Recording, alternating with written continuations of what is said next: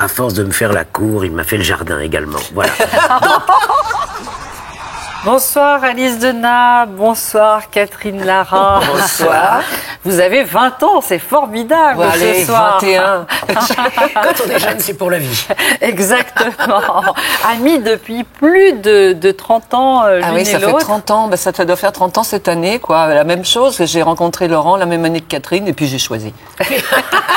Vous avez hésité. T'as hésité. Tu m'avais pas dit. Mais non. C'est une vraie déclaration d'amour. Et vous portez toujours vos lunettes, on ne voit jamais vos Mes yeux. rideaux, dans vous voulez dire? Mes rideaux rouges. Et oui, on ne voit pas vos yeux, vos sublimes yeux, Catherine. Pourquoi? Ils sont plus sublimes, de toute façon. Ils Si, se on sont voit sur éteints côté. depuis longtemps. Et pourquoi vous Parce qu'ils cachez? s'éteignent. Parce que je sais pas, je suis bien derrière mes rideaux. Je ne sais pas, c'est une protection, c'est une pudeur, c'est une planque aussi, une béquille. Et vous allez donc les garder? Mireille, vous Toute l'émission. n'allez pas m'en vouloir, mais je voulais être Demander à Madame de Fontenay d'enlever son chapeau. J'allais vous dire. C'est très chic. D'enlever le sien aussi. C'est très chic avec Voilà. la table, c'est vrai. Alors, l'une et l'autre, vous vous êtes donné le mot, si je puis dire, pour sortir pratiquement en même temps un livre de souvenirs. Vous, quelques cerises sur mon gâteau chez Flammarion. Et je vais essayer de bien le dire, Catherine, une autobiographie entre et moi. Et moi. D'émotion et moi. Voilà, chez Puisque c'est une biographie. Michel Lafon. Et vous n'hésitez ni l'une ni l'autre à raconter votre carrière et puis pas mal votre vie privée, voire intime. Oui, il y en a un qui est intime et qui est privé dans le bouquin, mais que tout le monde connaît, donc j'avais le droit d'en parler. Oui, tout un chapitre consacré à l'animateur Laurent Boyer qui nous a rejoint sur cette chaîne. Mais la rencontre que vous racontez est assez gratinée. Bah oui, Hein, parce que Alice j'étais mariée, j'avais 2 enfants, et voilà, donc... Et ça fait 30 ans que ça dure. J'étais à l'abri, mais ça fait 30 ans que ça dure. Et vous, quand même... J'ai d'ailleurs vécu les premiers émois, là. C'était très très fort, je peux C'était dire. moi et moi. Et toi et toi. Et toi et nous. hein. C'était assez fort. Et vous, Catherine, aussi, quand même, pas mal de pages Si je fais sur une vous, autobiographie, votre vie amoureuse. Oui, je crois que dans un souci de vérité, on doit dire les choses. Comme je dis, si je vis avec Philippe, je dis Philippe. Si je vis avec Martine, je dis Martine. Et là, vous Donc, avez dit Martine. Voilà. Vous avez enlevé vos lunettes et vos rideaux. Voilà. Là, il n'y a rien à cacher parce que tout est beau. Quand c'est de l'amour, c'est beau. Alors, on parlera de vos vies sentimentales tout à l'heure. Nos vices. Vice, j'avais entendu ça aussi. De nos vices sentimentaux. Non, j'aurais dit sentimentaux. De vos vies sentimentales. Mais non, mais... Tout de suite, on va parler de vos carrières et des Oui, s'il vous rencontres, plaît, c'est- puisque votre livre est Oui, parce quand que même moi, c'est parle pas beaucoup- vraiment une biographie, Voilà, parle hein. beaucoup des rencontres C'est tout au long surtout de ça. votre vie. Alors, toutes les deux, vous êtes rentrées au conservatoire, vous le conservatoire de musique, Ah oui, et mais vous pas le même. Voilà, pas le même. Non, moi, le c'était petit Mademoiselle Rion, conservatoire. qui m'apprenait le piano, et après, ça a été Mireille Voilà, pour le d'autres petit choses. conservatoire de Mireille, il fallait parce passer que- par oui. là. Bah, il fallait que ma boulangère me voie à la télé, moi. C'était mon souci, parce que quand elle savait... C'était la célébrité. Non, mais il fallait chanteuse, quand elle disait, ouais, mais tu veux faire chanteuse, mais à part ça, bon, le truc habituel, à part ça, tu veux faire quoi comme métier? Mais chanteuse. Ah oui, mais dis donc, faut passer à la télé. Encore Ah, aujourd'hui, ouais, hein. mais bien sûr, et ça a commencé Finalement. très très tôt ces histoires-là. Et pour moi, le petit conservateur de Mireille, vu que je regardais à la télévision tout le temps, il fallait que ma boulangère me verrait et elle comprendrait que c'est un métier chanteuse. Et ça faisait partie des premiers objectifs. C'était pas que celui-là quand même. Surtout j'avais que envie de Mireille chanter. était exigeante. Alors d'ailleurs, vous Ah oui. écrivez dans votre livre, lorsque vous la rencontrez la première fois, je la trouve personnellement insignifiante, encore plus petite en vrai qu'à la télé, avec cet air Et revêche. je t'avais pas rencontré encore. Encore plus petite, Catherine. Et cette voix au perché qui agace tant. Oui, Ah, ça mais s'est oui. mal passé au départ. Elle a l'air très sévère d'ailleurs. Petite Donadelle, parce que je m'appelle Donadelle. Petite Donadelle, chantez-moi la chanson que vous avez. Oui, très bien. Chantez-moi la chanson que vous avez composée et que vous m'avez chantée pour l'audition la semaine dernière. Et moi, je la regarde et je fais, mais j'ai pas composé de chanson, madame. Mais de qui est la chanson? Je lui fais, c'est de Red Charles, les élèves. Ça les Oui, amusait, évidemment. voilà. Mireille s'est sentie un peu vexée de ne pas connaître cette chanson de Red Charles qui passait beaucoup en radio à l'époque. Et du coup, elle m'a dit, bon, bah allez vous asseoir, on verra ça plus tard. Plus tard, ça a été 6 mois plus tard. 6 mois? Je pense qu'il y avait une part de volonté aussi pour voir ceux qui allaient se plier et rester dans les rangs, et ceux qui allaient se booster un petit peu. Voilà. Je crois qu'il y avait beaucoup c'est de ça l'anti-identité. En tous les cas, moi, Oui. j'aime pas du tout Voilà. ce personnage. Vous, m'aurait cela pas dit, plu. vous en avez bavé, hein. Vous avez accepté pas mal de trucs, vous aussi, hein, quand J'en on ai veut. bavé. J'en ai bavé. C'est 3 heures, 4 heures, 5 heures de violon par jour, en plein été, quand moi je travaillais mon violon et que je faisais mes 24 heures du manche. Il y avait mes petits copains, mes sœurs, mes frères qui partaient à la plage et moi, allez, va faire ton violon, maman disait. Tu sais, j'avais mes 2-3 heures de violon à faire par jour. On n'a pas toujours envie. Et tout se gâte quand vous entrez au conservatoire, vous, de Paris, vous tombez, alors là, sur un professeur, je lis ce que vous écrivez, le maître, ainsi qu'il fallait l'appeler, un tyran formé à l'école russe, un éternel insatisfait. Absolument. Vous dites même tortionnaire. Ben, un jour, il m'a tapé sur les doigts, je saignais. Il tapait sur les doigts pendant que je jouais. Comme ça fait un mal de gueux. C'est atroce. Je saignais, j'étais traumatisé. J'ai mis 15 jours à me remettre de cette violence. Parce que pour moi, la musique, c'était un état d'amour. Donc j'ai fait tout ce que je pouvais pour en sortir le plus vite possible de ce conservatoire. Ça aurait pu vous décourager complètement. Ça aurait pu. Hein, Mais finalement. bon, je suis un peu tenace comme fille. Pugnace, on va même dire. La première fois que je l'ai vue, Catherine, Alors, avant de la connaître oui. personnellement, c'est dans des séances d'enregistrement. Moi, je me souviens de la séance de Claude François de la chanson C'est de l'eau, c'est du vent, que j'avais écrite pour Claude. Catherine, c'était la seule femme qui était au violon dans le studio. Ah oui, c'était la haine dans le studio. Et c'était la seule femme qui était... Il y avait une petite bonne femme au milieu des violonistes mâles. Et elle voyait, oh, il y a une femme qui joue du violon. Mais ça a été la guerre, parce qu'il ne voulait pas du tout. Mais la guerre de la part des hommes? Oui, oui, terrible. Ah oui, machiste Ouais. finalement? Machiste, 100%. Ah bah, Chez c'était les un musiciens. peu... Oui, il ne voulait pas de femmes Oui. du tout dans le studio. C'était comme chauffeur de camion, hein, chauffeur de poids lourd, musicien, c'est un garçon, un musicien. Non mais c'est vrai. Alors, rencontre très très importante, mais quelqu'un que vous connaissez, bien entendu, Catherine, dans votre vie, Serge Lama. Oui. Et l'inoubliable Je suis malade que vous avez créé ensemble. On se connaissait vaguement de loin, on s'était croisés parce qu'on avait eu la Avec même Serge maison Lama de disques avec Lama, voilà. Et on s'est retrouvés un jour pendant la promotion de la chanson pour l'Eurovision, En quelle année? 71, 71. et dans un petit bistrot, et il me raconte sa vie. Et à l'époque, il était marié, et il me raconte qu'il était tombé amoureux depuis 2 ans d'une autre femme.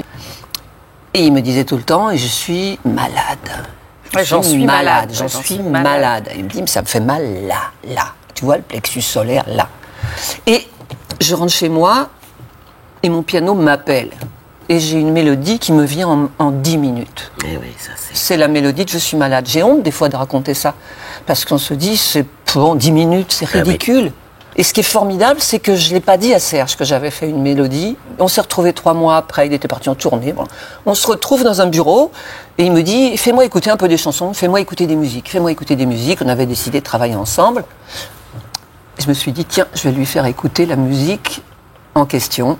Ça me tenait à cœur celle-là, je savais pourquoi je l'avais écrite. Sans lui dire, Sans lui dire sur quelle histoire, sur quelles images comment vous j'avais avez écrit été cette inspiré. musique. C'est joli comme histoire. Je hein. lui joue ça.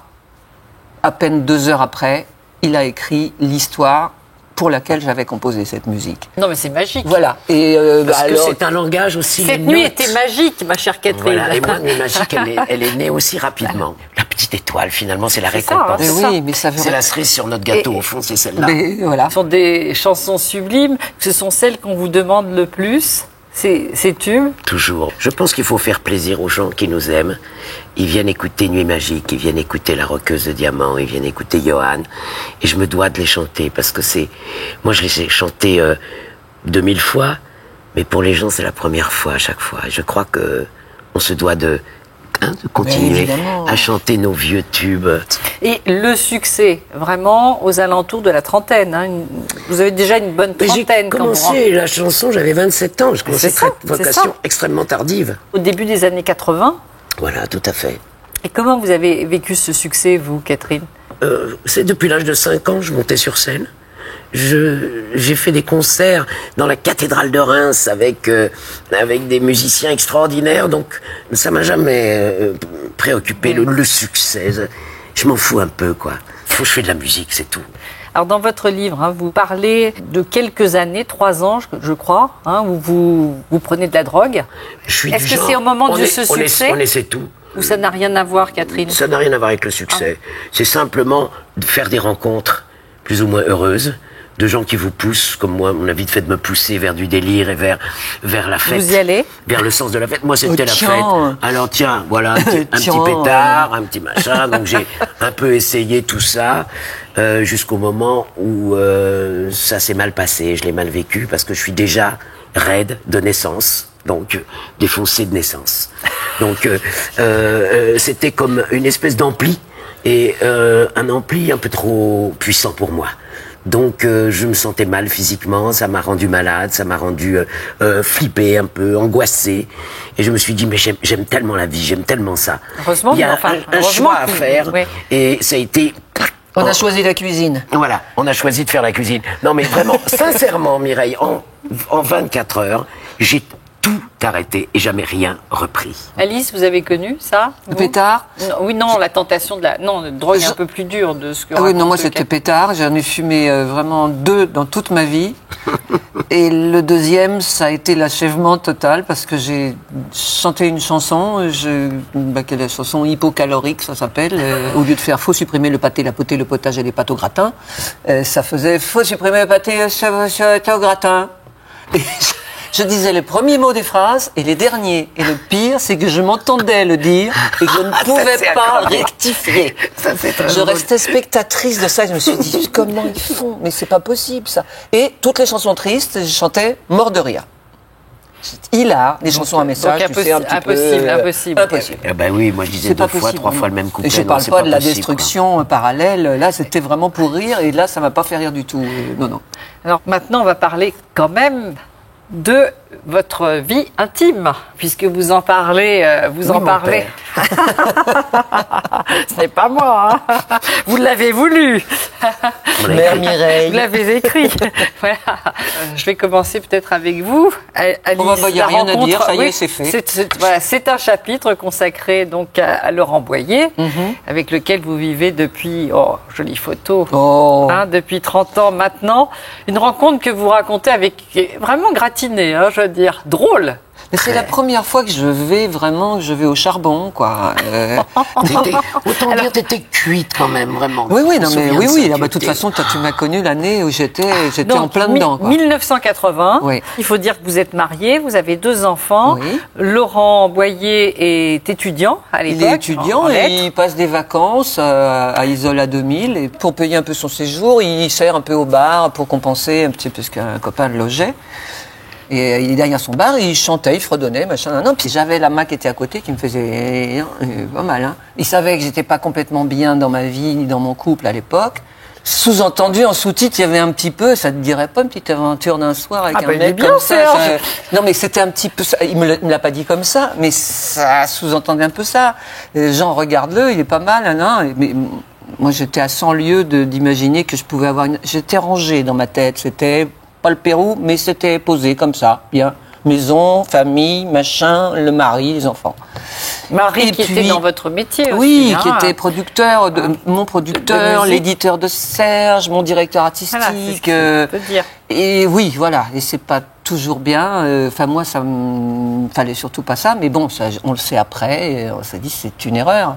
Sur l'oreiller, quand on vous dit ton entrée en scène, ça va pas, vous dormez pas bien après, et puis c'est difficile. Très sensuel surtout. Voilà, il faut que tu changes ton truc. Qu'est-ce que c'est que ce costume? Change de veste, fais-toi refaire un autre truc, juste avant de dormir, au moment où il faudrait s'envoler vers d'autres cieux. Eh ben non. Donc Laurent, Laurent, et vous avez un coup de foudre, craqué. Un coup de foudre. Moi, oui, pas lui. D'un seul coup, je me disais, mais je suis capable de m'émouvoir comme à 15 ans en face d'un mec comme ça. Et j'imaginais qu'il avait 30 ans, moi. Il faisait vieux. Je vais vous demander. Il faisait vieux. Non, mais il faisait vieux. J'en avais 34, moi. Je me disais. 34, il en avait. J'ai 22. Il en avait 22. Mais j'ai appris qu'après. Pourquoi vous, sinon vous. Psychologiquement, ça m'aurait peut-être freiné un peu, mais de toute pas façon... Moi, ce qui m'amuse dans le livre, c'est que vous racontez à quel point vous lui dites finalement, parce que vous vous jetez à l'eau, ce n'est pas facile. Vous lui je dites suis un peu jeté dessus aussi. Hein. Voilà, vous décrivez ensuite, j'adore comme vous l'écrivez, une séance de bouche à bouche à faire pâlir une équipe du SAMU au grand complet. Alors, c'est quand vous jetez sur lui, vous jetez vraiment sur lui, ou lui d'ailleurs, vous ne savez plus. On s'est jeté, on m'a dit, mais c'est vrai que voilà, on s'est retrouvés à s'embrasser, et puis voilà, et puis ça fait 30 ans. Vous faisiez la sortie des écoles. Mais oui, c'est un peu ça, il me manquait le paquet de bonbons à agiter. Mais c'est vrai que j'étais à la sortie du Jussieu, j'étais jamais allée jusque-là, moi, à l'école. Il n'y a que pour aller chercher Laurent que je suis allée à l'université. Et l'âge a pu vous faire peur à un moment donné? Ah ouais. Enfin, il m'a fait peur à travers le regard des autres, surtout, parce que quand... pas trop ma famille. Les parents, vous savez, c'est toujours, mais si t'es heureuse, ma fille, c'est le principal. T'es heureuse, t'es bien. Nous, on veut te voir bien, on veut te voir heureuse. Alors, si ça peut... Voilà, si ça peut te Qu'est-ce qui est rendre le plus heureux. difficile sur les années? Parce que 30 ans, ça fait... c'est bien, hein, c'est un bail. Un bon Hein. bail. Est-ce que je répondrais bêtement de vieillir? Mais bon, non, c'est peut-être ça le plus difficile. Sur la longueur, je le sens pas encore. Mais je me dis 12 ans de plus. Alors des fois, je me dis, tiens, il est très fatigué, il fait beaucoup plus vieux que son âge en ce moment. Et moi qui suis un peu plus reposée, des fois, ça m'arrange. Donc ça m'amuse sous cet angle-là. Mais quand même, quelque part, je me dis un jour... Franchement, vous faites plus jeune, de toute façon, beaucoup plus jeune. Vous avez de la chance. Bien vous avez de la entendu, chance. mais quand même. Catherine, Oui. ça vous fait rêver, 30 ans de vie commune avec quelqu'un, vous? Moi, j'aime bien l'idée de rester très très longtemps avec quelqu'un. Cela dit, J'ai toujours pensé que c'était pour l'éternité à chaque fois que j'ai recommencé une histoire. et là c'est toujours. aussi pour l'éternité. Là, oui. Dans votre livre, hein, vous rendez hommage à Samantha, Oui. la femme avec laquelle vous vivez depuis 15 ans maintenant. Oui, 16 ans, 16 ans, bientôt. et vous dites c'est comme une évidence.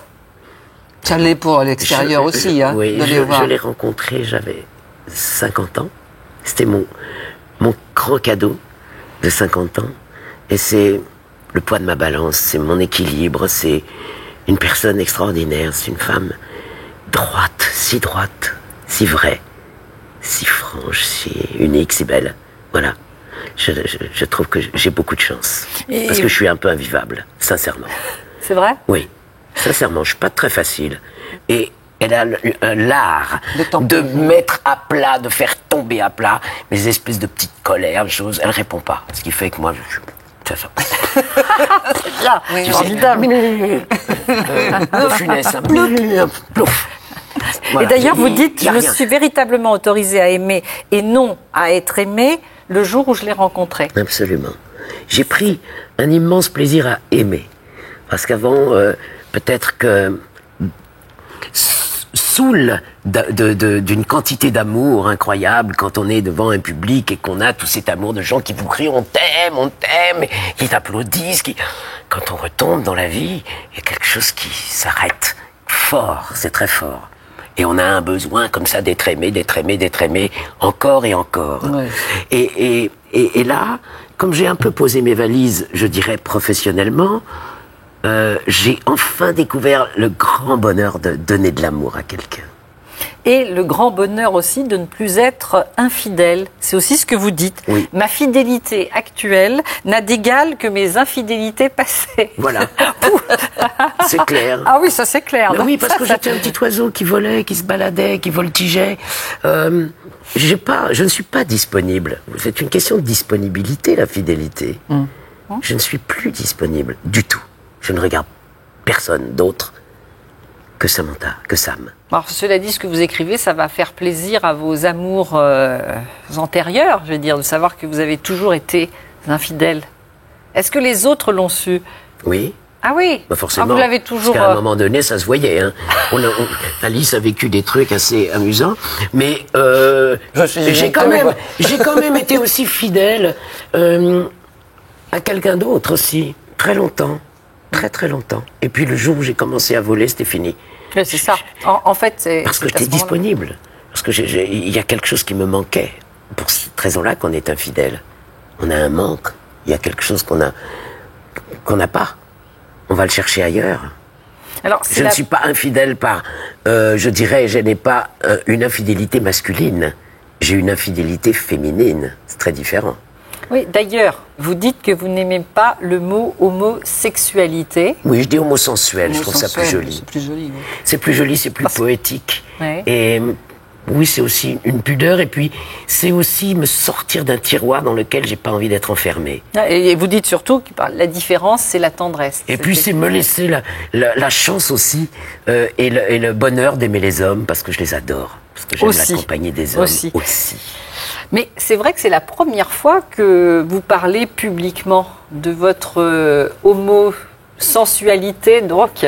Oui, j'ai déjà balancé des scuds quand même. Oui, alors. La phrase célèbre. Michel Denisot, oui. m'avait dit qu'est-ce que vous regardez d'abord chez un homme? J'avais dit sa femme. C'était à la fois une façon comme une autre de dévoiler les choses. Sincèrement. Mais il ne relance pas, il ne dit rien, ça passe comme ça. Parce que justement, ça désamorce un peu l'histoire. Et puis, de montrer que j'avais l'humour de la vie, au-delà de l'amour, j'avais l'humour aussi. Et que même si je vis en parallèle une façon d'aimer un peu différente de beaucoup d'autres, c'était important de le dire. J'avais pas envie de me cacher, c'était... Alors dans ce livre, vous dites aussi que vous êtes plus attiré finalement par la douceur que par le sexe. Parce que... je suis pas non plus... C'est ce que vous dites. Une enfant de cœur, on va pas non plus exagérer. Parce que j'aime bien, t'appellerais ça comme une enfant de quoi alors? De quoi?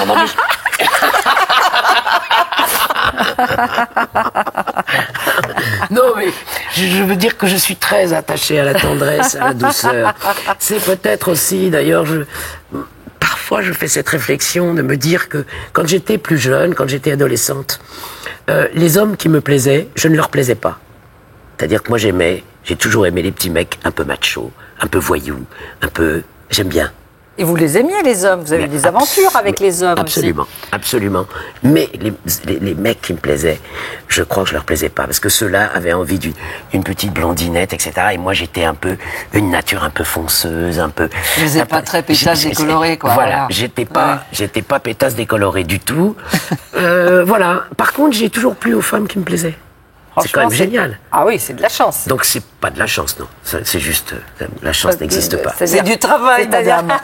C'est du travail.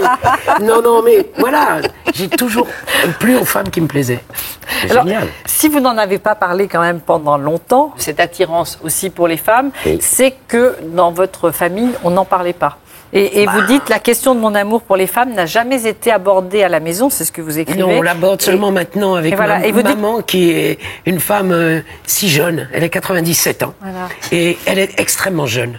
C'est une femme géniale. Et vous en avez éprouvé longtemps une forme de douleur de ne pas en parler? Eux aussi, probablement, parce qu'ils sentaient bien qu'il y avait quelque chose qui collait pas. Non-dits. Et c'était des non-dits. C'est une question d'époque, une question de génération.